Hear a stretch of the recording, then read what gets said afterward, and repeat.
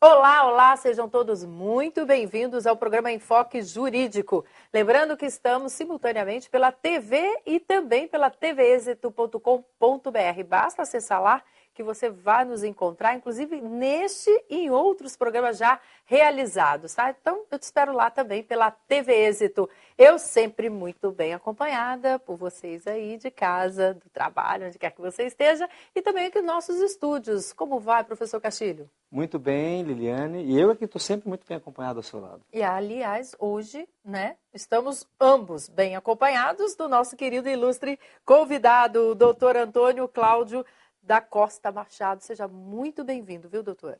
Bem-vindo, professor Costa Machado. É uma satisfação tê-lo aqui conosco. É um prazer enorme estar no seu programa e poder compartilhar um pouquinho da minha vida no direito com os nossos telespectadores nesse dia. Então vamos começar com o seu vastíssimo currículo. Vamos lá, professor. Bom, eu posso falar assim de forma resumida. Conheço o professor Costa Machado há alguns anos já, porque nós trabalhamos juntos, né?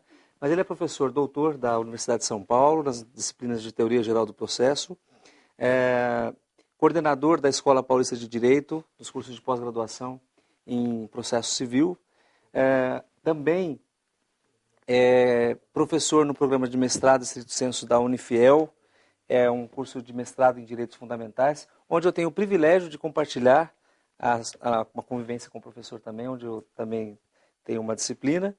E, enfim, dentre outras coisas, ele é mestre e doutor pela Universidade de São Paulo e autor de várias obras jurídicas, das quais nós temos algumas aqui para mostrar ao nosso público. E também confesso que sou fã dele desde a minha época da faculdade, embora seja muito novo, muito moço, mas eu também já estudei pelo seu livro desde a minha época de faculdade e era já esse tijolo que nós temos aqui, que é o Código de Processo Civil interpretado e anotado. E quero te contar, Liliane, que o professor Costa Machado, ele escreveu à mão esse livro. Como assim? Não, essa é uma curiosidade. Não, deixa eu mostrar bem direitinho aqui para a nossa câmera aqui. Ó, não, vejam só, como a mão teclando. Não, não a mão. Bom, acho que a gente tem aqui uma curiosidade. Exatamente. Mas, professor, tramita no código, no projeto de lei de autoria do deputado Paulo Teixeira, do PT de São Paulo, o projeto de reforma do Código de Processo Civil, né? Acho que esse é o nosso tema central hoje da entrevista. E você tem se manifestado reiteradamente pela imprensa, enfim, pelos meios de comunicação, contrário à aprovação desse código, né? Então nesse programa nós vamos identificar quais são os pontos mais vulneráveis que você tem encontrado em relação a essa divergência com esse projeto. Então, eu gostaria que você abrisse o programa para nós aqui, dizendo qual é o principal ponto deste projeto que pode prejudicar, então, os cidadãos ou então o próprio judiciário. Eu tenho me manifestado nesse sentido já há alguns anos, elogiando a iniciativa de criação de novas coisas para o processo civil. O projeto traz uma porção de inovações, ele traz uma porção de coisas boas, mas junto dessas coisas boas, ele traz umas 25 maldades que vão criar no Brasil um processo civil profundamente autoritário. Esse código, apesar de todo o avanço, ele concentra poderes de uma forma absolutamente exagerada nas mãos dos juízes de primeira instância.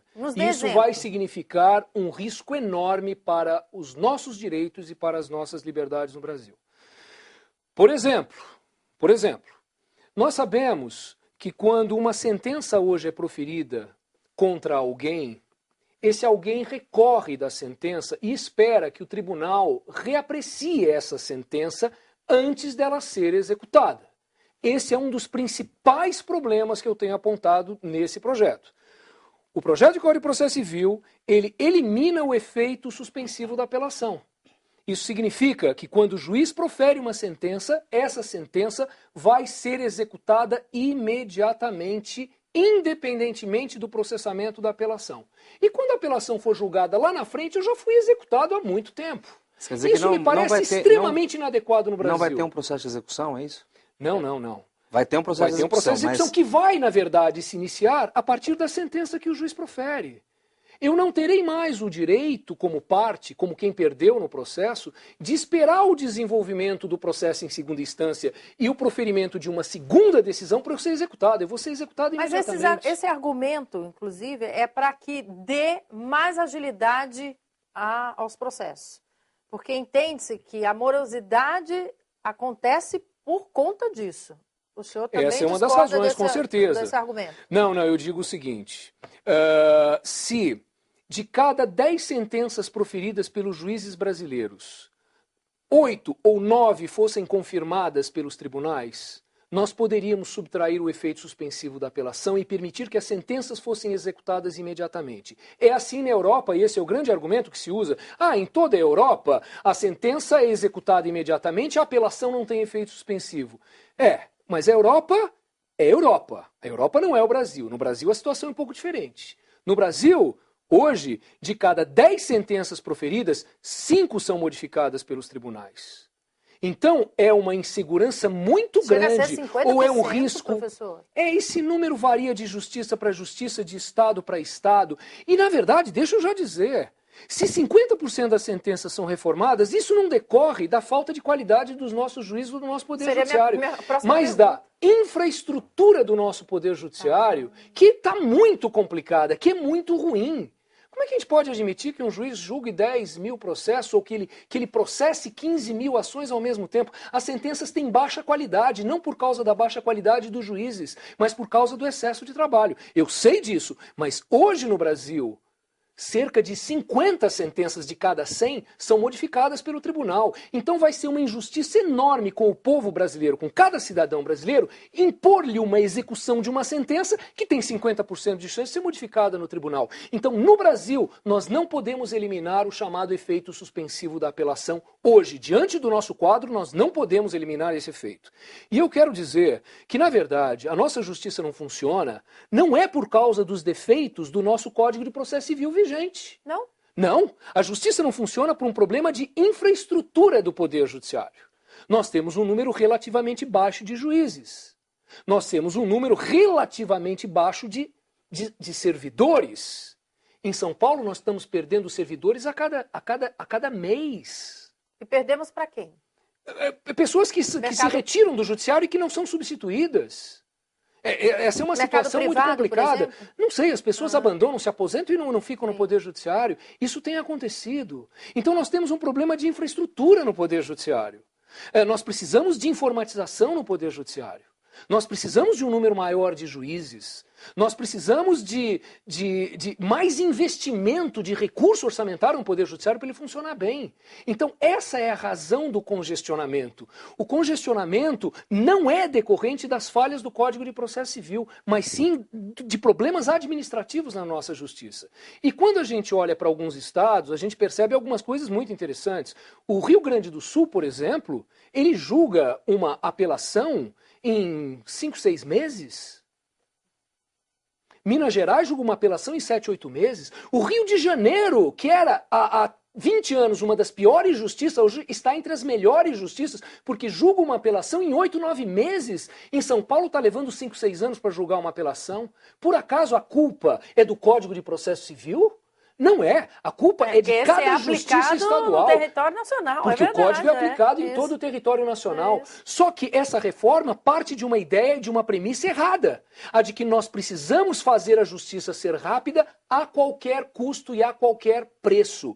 E o preço vai ser a nossa liberdade, o nosso patrimônio e o nosso direito de impugnar uma decisão. Porque a hora a gente pode ser o réu. E às vezes, a gente às vezes vai ser autor, mas às vezes a gente vai ser réu. E quando a gente for réu, a gente vai ver como é bom ter uma apelação que tem efeito suspensivo. Como é bom esperar uma segunda decisão, confirmando aquela decisão do juiz de primeira instância para eu ser executado. Vai ser uma maldade enorme com as pessoas. Submeter as pessoas a juízes que têm muitos processos e que têm muitos processos, têm muita pressa e proferem sentenças de afogadilho. Isso não é justo.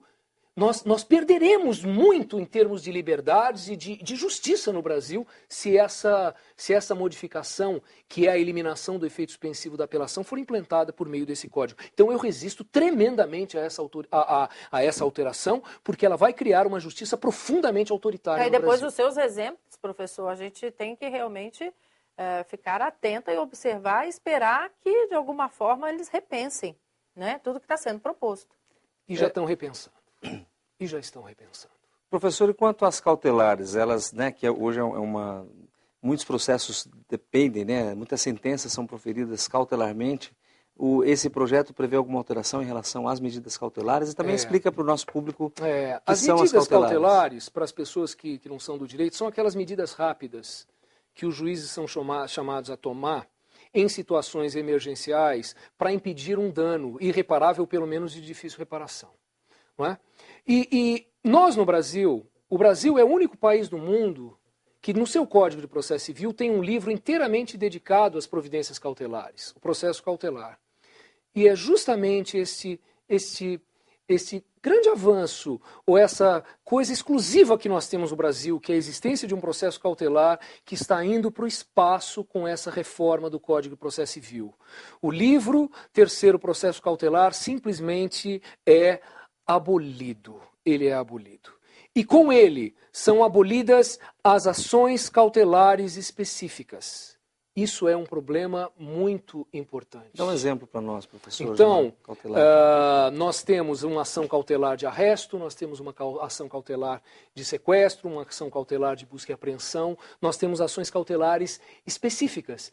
E o que o Código faz é eliminar essas ações cautelares específicas e permitir ao juiz um poder genérico enorme para conceder as providências que quiser sem regulamentação. Então eu dou alguns exemplos que me parecem extremamente perigosos.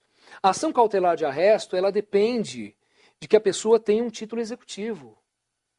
Precisa ter um título executivo. Não vai precisar mais um cheque, uma promissória, uma letra de câmbio, um contrato.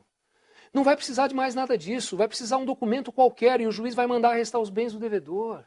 Isso me parece tenebroso, tenebroso. A busca e apreensão, por exemplo, ela é revestida de garantias. A busca e apreensão hoje no Brasil, ela deve ser cumprida por 2 oficiais de justiça.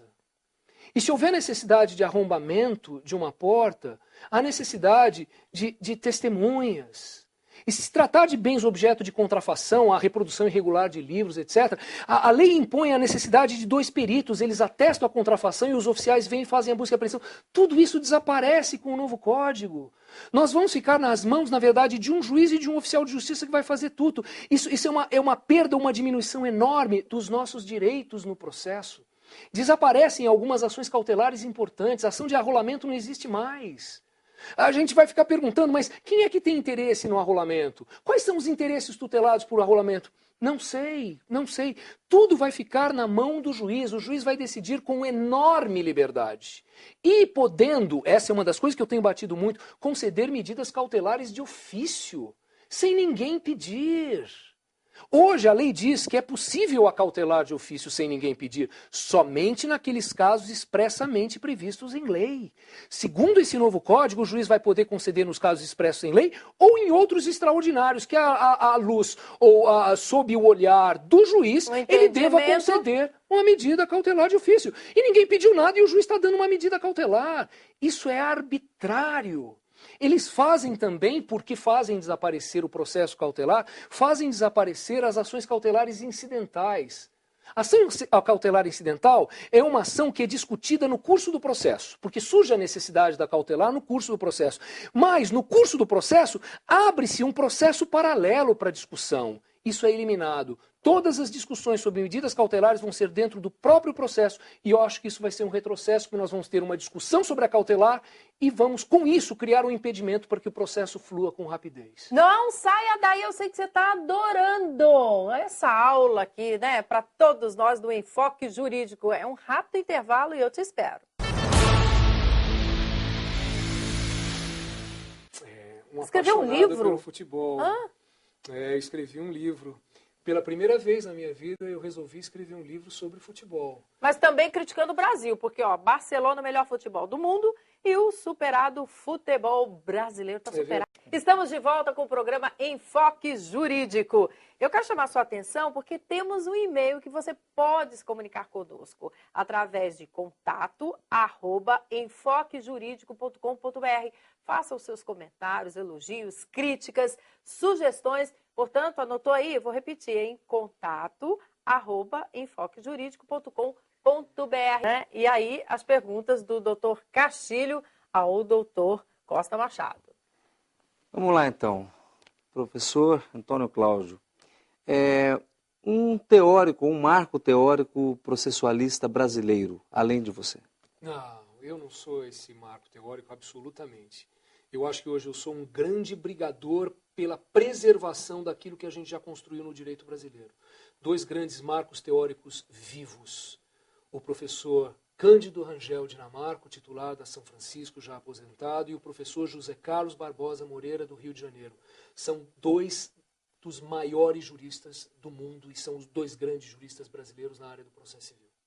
Em relação, o que os livros representam na sua vida? Eu sei que você tem uma biblioteca vastíssima e como também escreve de forma artesanal, como que é esse momento na sua biblioteca, na sua casa e o que os livros têm na sua vida pessoal? Eu amo os livros. Eu amo os livros. Eu amo ler, eu amo aprender, eu amo o conhecimento e eu amo escrever. Acabou, que pena, porque ficaríamos muito mais tempo na sua companhia, viu, professor? Sobretudo essa aula, né? Porque eu pensei que seria só sobre o Código de Processo Civil, mas na verdade tivemos sobre futebol, né? E aprendemos muito e gostaríamos imensamente de agradecê-lo mais uma vez. E é sempre bom ouvi-lo porque percebe-se que é um professor por excelência, um entusiasta e uma grande pessoa, um grande ser humano que realmente espero que possa voltar outras vezes aqui. Muito obrigado, professor Castilho. Muito obrigado pela oportunidade ímpar e maravilhosa de estar num programa fabuloso como esse. Muito obrigado. Voltamos já com o Enfoque Jurídico. Não saia daí.